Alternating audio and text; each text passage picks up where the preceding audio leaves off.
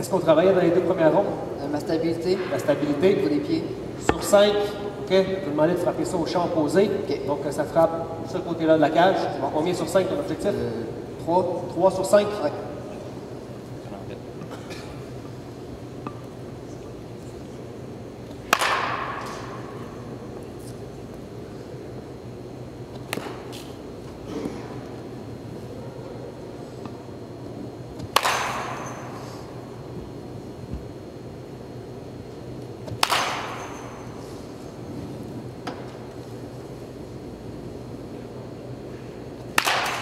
3 sur 5.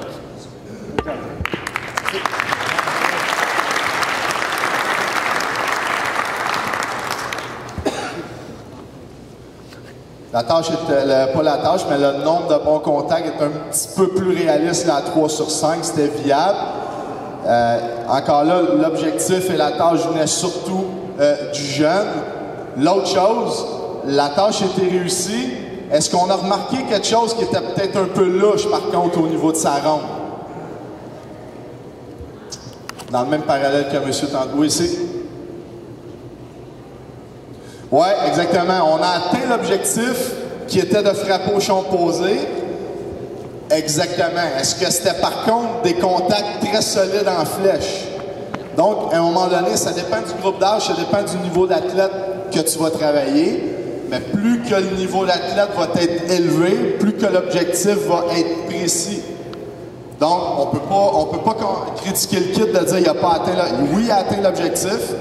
Si on avait à refaire un autre round dans le même parallèle avec le même objectif, ça serait le 3 sur 5 qui était très bon.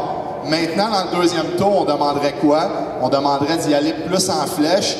Au niveau résultat, si on avait été sur le terrain de baseball, c'est peut-être plus un ballon haricot, troisième but ou surtout champ gauche qu'on a frappé pour un retrait. Donc, à ce moment-là, c'est un 0-1, on n'a pas de présence sur but.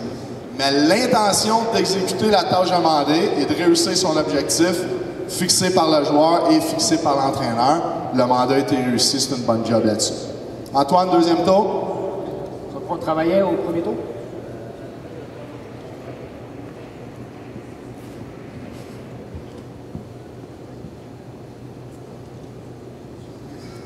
Mettre plus de force sur ma jambe arrière pour mieux attaquer la balle. OK. Donc, l'objectif pour cette ronde-ci, ça va être des contacts solides. Donc, je veux que tu frappes ça en flèche. Okay. Excellent. Sur 5, quel est ton objectif? 3. 3 sur 5. Tu restes solide avec le genou arrière. On rentre ça dans la balle.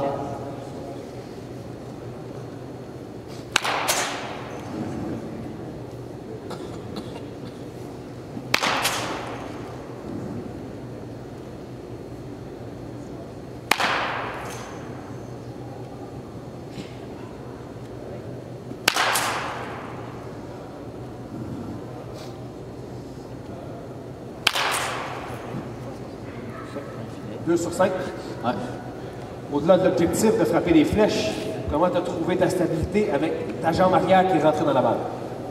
Ma stabilité, je la trouvais bonne. Ouais. Je ne voulais pas beaucoup autour du mort. Je prenais le temps de me replacer, mais c'était pas beaucoup.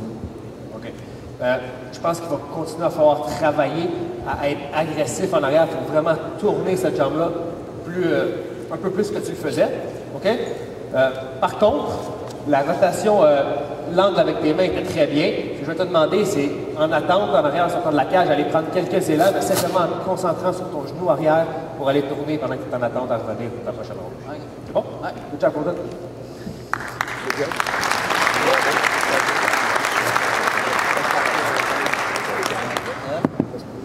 On va simuler qu'Antoine a fait ce que Renaud a donné comme conseil d'aller prendre une coupe d'élan en arrière.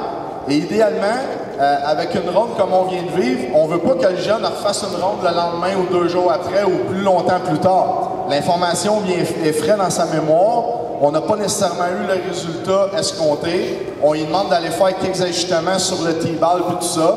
Puis là, Antoine n'est pas au courant, mais on va lui demander de revenir tout de suite dans la cage puis de faire l'ajustement maintenant. D'être plus explosif avec son... Non, pas besoin, Antoine. D'être plus explosif avec son côté arrière. Et automatiquement, en étant plus explosif avec le côté arrière, on espère que l'extension des bras va être maximale et qu'on va avoir un peu plus que 2 sur 5.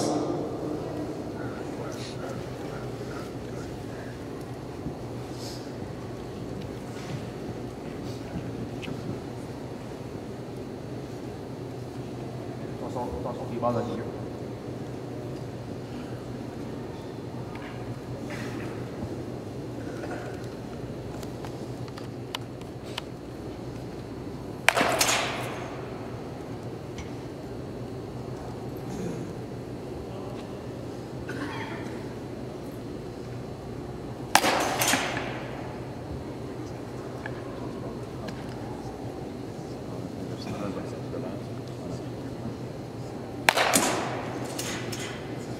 Ce qu'on vient de voir là, Antoine, l'ajustement est très très bon.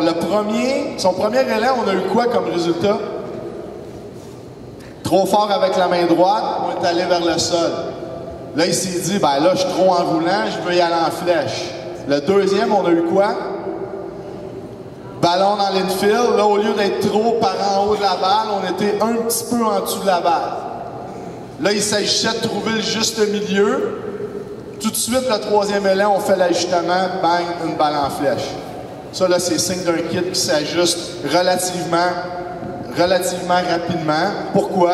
Selon nous, selon notre philosophie, c'est tout l'échange, l'interaction avec le jeune qui commence à payer. Le jeune, tout ce qu'il travaille, il comprend, il se sent bien là-dedans et c'est lui qui fixe la plupart des objectifs. Ça va avancer beaucoup, beaucoup plus vite.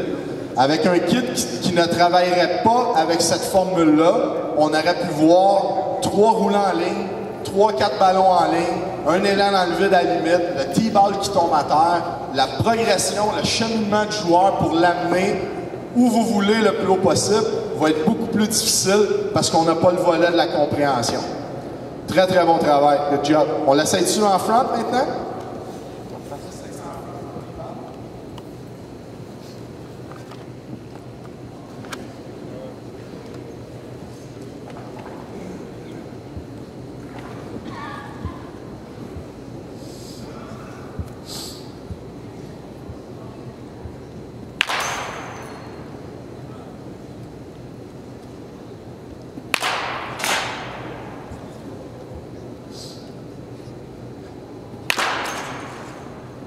Dernière.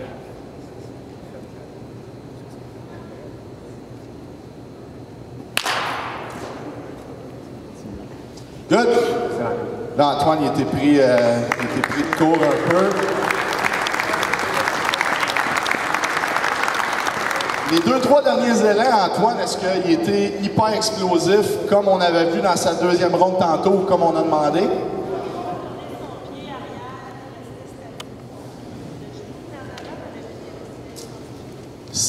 Vous avez, ce que la madame dit, c'est le pied dans l'arrière, il ne tournait pas. Le genou avait tendance à rentrer, mais le pied ne tournait pas nécessairement.